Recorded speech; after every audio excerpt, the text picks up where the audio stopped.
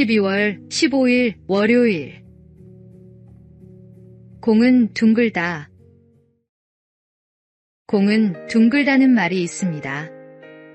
축구에서 주로 쓰는 표현으로 상대가 아무리 강해 보여도 경기는 해봐야 알 수 있고 어떤 일이든 벌어질 수 있다는 의미를 담고 있습니다. 서울 중랑축구단의 이야기가 바로 이 말을 증명합니다. 1982년 창단된 중랑축구단은 긴 역사에도 불구하고 줄곧 하부리그에만 머물렀습니다. 현재는 사부리그인 K사리그에서 최하위권을 달리고 있지요. 선수들은 대부분 직장을 다니거나 아르바이트를 하며 생계를 유지하는 세미프로입니다. 훈련 환경도 열악합니다. 프로팀의 지명을 받지 못했거나 방출됐던 선수들이 꿈을 포기하지 않고 축구를 계속할 수 있게 해주는 마지막 무대. 그곳이 바로 중랑축구단입니다. 그런데 최근 제106회 전국체육대회에서 놀라운 일이 벌어졌습니다.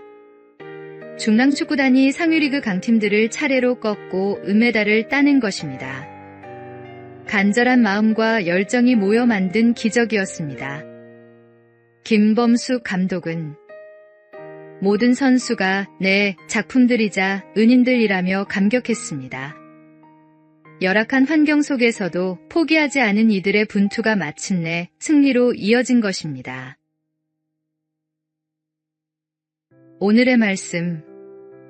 그러므로 우리가 믿음으로 의롭다 하심을 받았으니 우리 주 예수 그리스도로 말미암아 하나님과 화평을 누리자.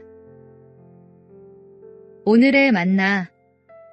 하나님은 끝까지 포기하지 않는 자에게 승리의 면류관을 주십니다.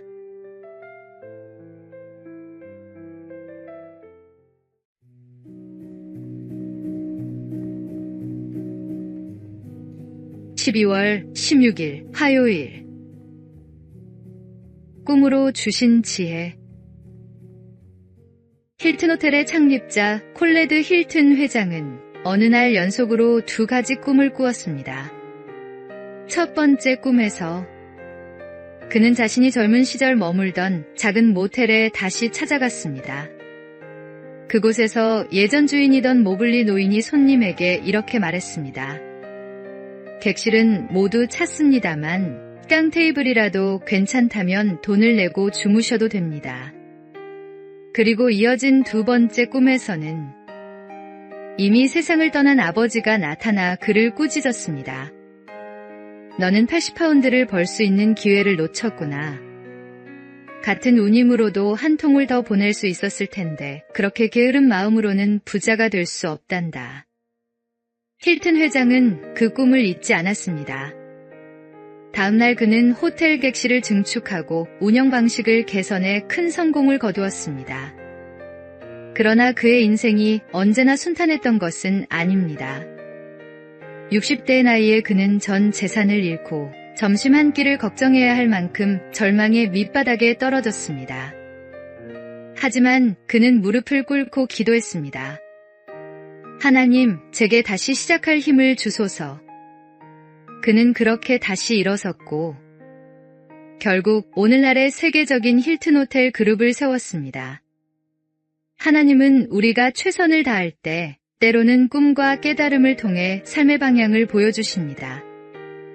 더 많이 얻으려는 사람이 아니라 더 많이 나누려는 마음을 가진 사람에게 지혜를 주십니다. 진정한 성공은 소유가 아니라 하나님의 뜻 안에서 쓰임받는 삶입니다. 오늘의 말씀. 무릇 많이 받은 자에게는 많이 요구할 것이요 많이 맡은 자에게는 많이 달라 할 것이니라. 오늘의 만나. 하나님은 우리의 가능성을 보시고 기회를 주십니다. 그 기회를 붙잡고 최선을 다하는 것이 우리의 응답입니다.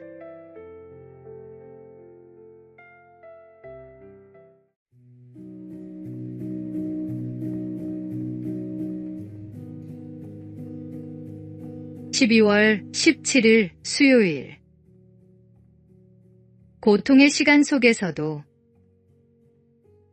세계적인 목회자이자 작가인 팀 켈러 목사는 2020년 말기 췌장암 진단을 받았습니다. 그는 수차례 항암 치료를 받으며 삶의 끝자락을 마주해야 했습니다. 그러나 그 고통의 시간 속에서도 켈러 목사는 이렇게 고백했습니다. 나는 암 이전의 기도 생활로는 절대로 돌아가고 싶지 않습니다. 목사님은 더 이상 일상의 습관으로 기도하지 않았습니다. 매일 눈을 뜰 때마다 또 치료실로 들어설 때마다 당신이 나와 함께 계시니 감사합니다라고 고백했습니다.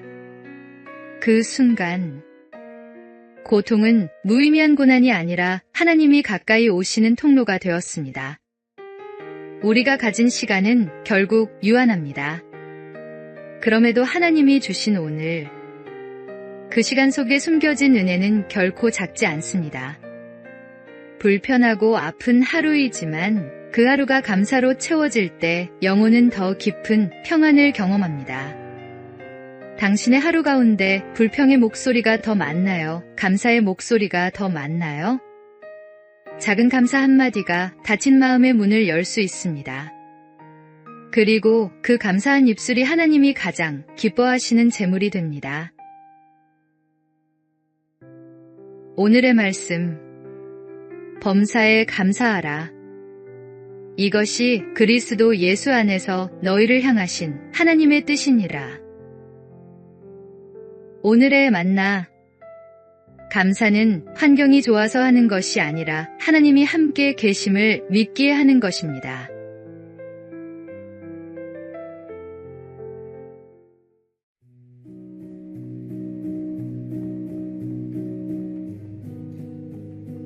(12월 18일) 목요일. 같이 들어요. 2025년 11월경 수원시 영통구동의 한 스쿨존에서 있었던 일입니다. 밤 9시가 조금 넘은 시각, 자전거를 타고 횡단보도를 건너던 초등학생이 우회전하던 차량에 치여 그만 차 밑으로 깔리고 말았습니다. 속도가 빠르지 않았지만 아이는 차량 앞 범퍼 아래에 끼어 움직일 수 없었습니다. 그때 주변에 있던 시민들이 동시에 달려왔습니다. 누가 지시한 것도 아니었는데 누군가의 같이 들어요 한마디에 모두가 차를 붙잡았습니다. 불과 몇 초 사이 10명이 넘는 사람들이 힘을 합쳤고 차체가 천천히 들려오르자 그 아래에서 아이가 구조되었습니다. 얼굴에 찰과상이 있었지만 생명에는 지장이 없었습니다. 낯선 이들의 손이 모였고 그 손들이 한 생명을 살렸습니다.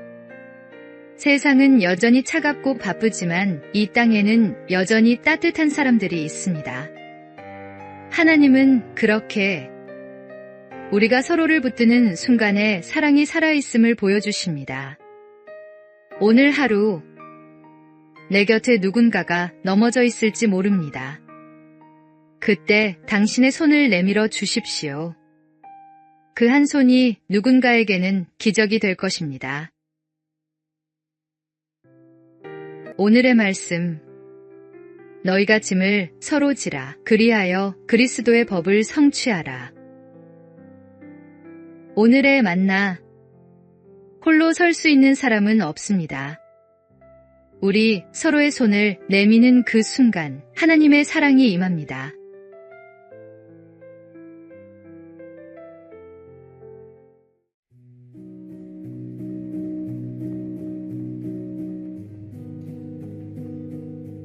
(12월 19일) 금요일. 평범한 날의 충성. 나폴레옹에게 한 장교가 젊은 대위를 추천했습니다. 그는 누구보다 용감합니다. 적진 한가운데서 부대를 이끌어 승리를 거두었습니다. 그러자 나폴레옹은 잠시 침묵하더니 물었습니다. 그렇다면 싸움이 끝난 후 그는 무엇을 했는가? 장교는 대답하지 못했습니다.